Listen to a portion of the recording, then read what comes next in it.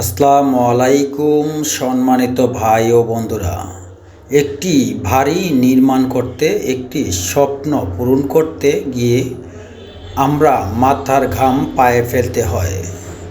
অনেকেই প্রবাসে অনেক কষ্ট করে একটি স্বপ্ন পূরণ করার জন্য, একটি ছেলে মেয়ে সন্তানদের জন্য সুন্দর একটি বাড়ি নির্মাণ করতে কে বা না চায়।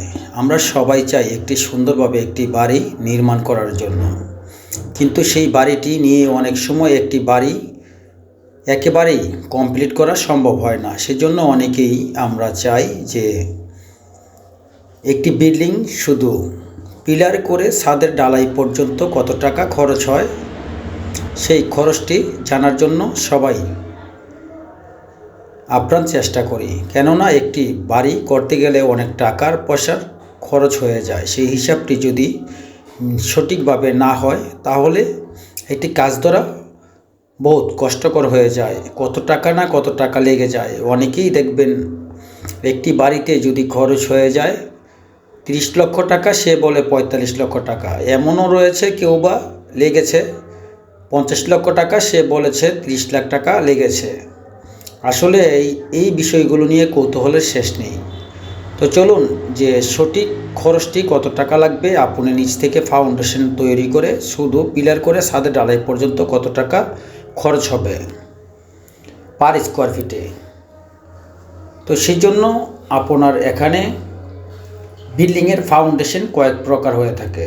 যদি আপনার ফুটিং কলম বেজ আলাদা আলাদা হয়ে থাকে, যেমন 7 ফিট 7 ফিট 6 ফিট 6 ফিট এরকম বেজ যদি হয়ে থাকে, পুটিং আলাদা হয়ে থাকে, সেটার খরচ আপনার পার স্কোয়ার ফিটে প্রায় 1100 টাকা খরচ হবে পার স্কোয়ার ফিটে। আর যদি দেখা গেছে এই বিল্ডিংটিতে কিন্তু আপনার প্রথমে ফাউন্ডেশন আপনাদের দেখিয়েছিলাম, এখানে কিন্তু ডাইরেক্ট বেজ দেওয়া হয়েছে, সাথে নিচে ডাইরেক্ট বেজের সাথে শর্ট বিম ব্যবহার করা হয়েছে, যেটাকে ইনভাইবেড বিম বলা হয়। তো এরকম যদি হয়ে থাকে তাহলে কিন্তু আপনার পার স্কোয়ার ফিটে প্রায় 1200 টাকা স্কোয়ার ফিট খরচ হবে। যেমনটি এই বিল্ডিংটি রয়েছে, ছাদের হিসাবটি নিচে রয়েছে পিলার টু পিলার 24 ফিট পাশে, এবং ছাদে হয়ে গেছে 28 ফিট। নিচে রাস্তা রয়েছে, সেজন্য উপরে ছাদরা নিয়ে নিয়েছে। যে দেখতেছেন এখানে যেটা দেখাচ্ছি, এই ছাদের বাইরে কিন্তু এটা পিলারের বাইরে বড় করা হয়েছে, নিচ থেকে নিচে রাস্তা, উপরে এটা চলে গেছে।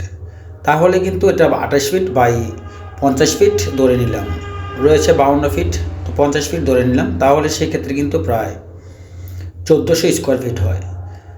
যদি আপনার ডাইরেক্ট বেজ দিয়ে শর্ট বিম দিয়ে যদি আপনি করে থাকেন, তাহলে এই বিল্ডিংটিতে খরচ হবে আপনার প্রায় 17 লক্ষ টাকার মতো। আর যদি দেখা গেছে আপনার শর্ট বিম হয়ে থাকে, তাহলে কিন্তু প্রায় 16 লক্ষ টাকার ভিতরেই খরচ শেষ হয়ে যাবে। এরকম একটি বিল্ডিং কমপ্লিট করতে পারবেন আপনার শুধু পিলার করে ছাদ ঢালাই পর্যন্ত। এই খরচটি অনেকেরই জানা প্রয়োজন। আর এত টাকা খরচ করে, এত কষ্ট করে জমানোটায় উপার্জন দিয়ে প্রবাস করে কেউ বা ছোটোখাটো ব্যবসা করে একটু একটু করে জমিয়ে এই বাড়িটি হাত দিয়ে থাকি। সেই বাড়িটি যদি অল্পের জন্য কিছু ভুল হয়ে যায়, তাহলে কিন্তু সম্পূর্ণ টাকাই আপনার জলে চলে গেল। সেই জন্য আপনাকে অবশ্যই একজন ইঞ্জিনিয়ারের পরামর্শ নিয়ে ইঞ্জিনিয়ারের প্ল্যান তৈরি করতে হবে, মাটি পরীক্ষা করে নিতে হবে। পাশাপাশি অবশ্যই একজন দক্ষ অভিজ্ঞ কন্ট্রাক্টর দিয়ে কাজ করাবেন। যেমনটি এখানে ছাদের যে ঢালাইটি চলতেছে, এখানে যে বিমেরটি সাজানো হয়েছে, এটা কিন্তু বিম ছাদ।